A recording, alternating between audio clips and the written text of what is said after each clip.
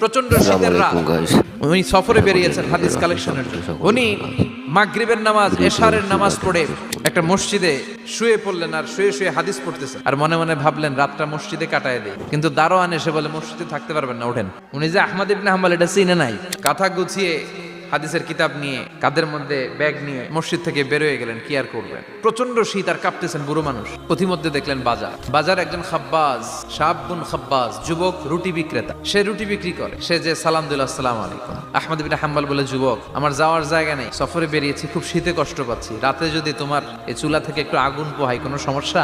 যুবক বলে, না না সমস্যা না, আহলান ওয়া সাহলান, বস আমদের, আসেন আসেন, আপনি আগুন পোহাইলে আমার সমস্যা কি? আল্লাহ শুকরিয়া করে উনি বসলেন আর আগুন পোহাচ্ছেন। আর খেয়াল করলেন যুবক রুটি বানায় আর পরে আস্তাগফিরুল্লাহ, রুটির দলা বানায় পরে আস্তাগফিরুল্লাহ, খামির বানায় আর পরে আস্তাগফিরুল্লাহ, খালি এটাই পড়তেছে। ইমাম আহমদ ইবনে হাম্বল তো অবাক, এটা আবার কেমন যুবক, খালি আস্তাগফিরুল্লাহ। উনি প্রশ্ন করলেন, যুবক ঘটনা কি?